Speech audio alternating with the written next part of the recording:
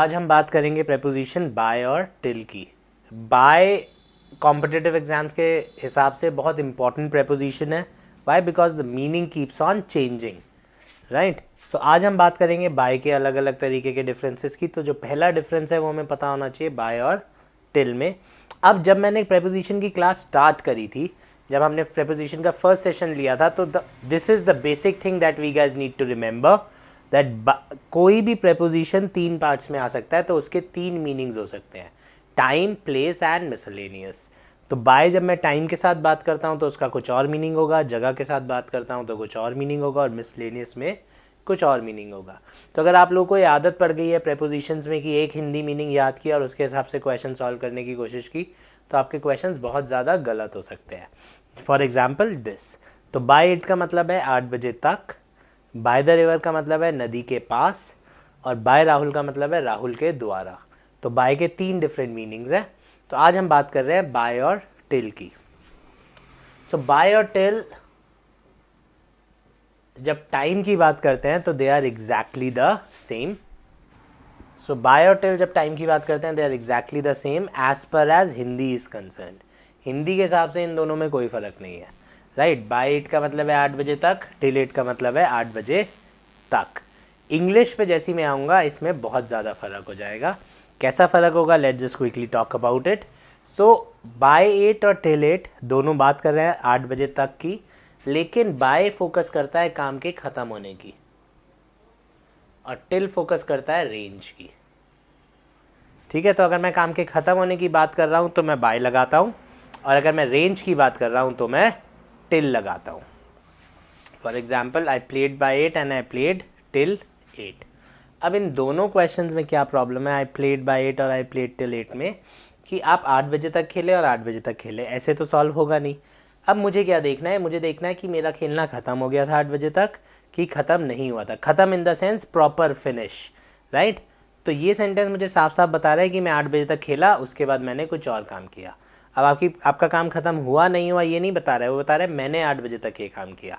तो this is about range, कि आपने 8 बजे तक एक काम किया, उसके बाद आपने दूसरा काम किया। तो इसलिए यहाँ पे टिल ठीक हो जाएगा और बाय गलत हो जाएगा, राइट। तो जब तक कि काम 100% ख़त्म नहीं हो रहा तब तक हम बाय नहीं लगा सकते।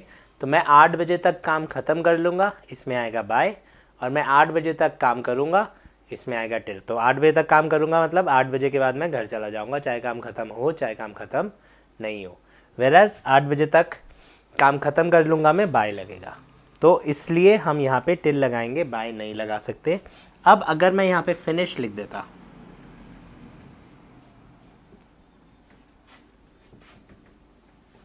I finished playing. अब क्योंकि फिनिश्ड वर्ड आ गया, फिनिश बताते ही क्या है कि काम खत्म हो गया। काम खत्म हो गया तो आगे क्या आएगा? बाय 8। मैं 8 बजे तक खेल चुका था। ठीक है, फर्क समझ में आया आप लोगों को? तो जब बाय और टिल आता है, अगर पास्ट टेंस या प्रेजेंट टेंस में है, तो हमारा ये वर्ब बहुत इंपॉर्टेंट हो जाता है। इस वर्ब के अकॉर्डिंगली हमारे को प्रेपोजिशन लगाना पड़ता है। अगर ये वर्ब मुझे बता रहा है कि काम ख़त्म हो गया तो मैं लगाता हूँ बाय।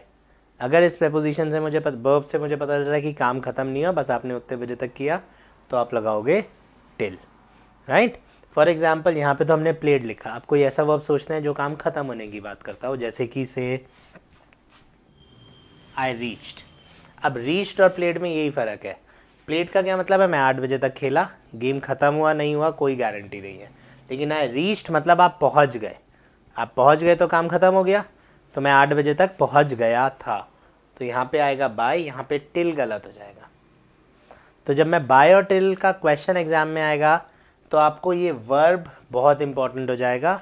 अगर ये काम ख़त्म कर रहा है तो मेरा आंसर होगा बाय, अगर ये काम ख़त्म नहीं कर रहा है तो मेरा आंसर होगा till. This is our main difference.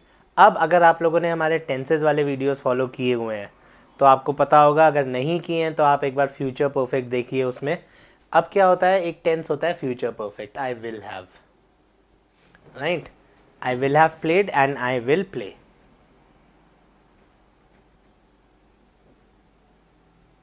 तो विल हैव प्लेड का क्या मतलब होता है? अगर आप हिंदी भी बोलें तो विल हैव प्लेड का मतलब होता है मैं खेल चुका हूँगा, राइट। मतलब काम ख़त्म हो गया होगा।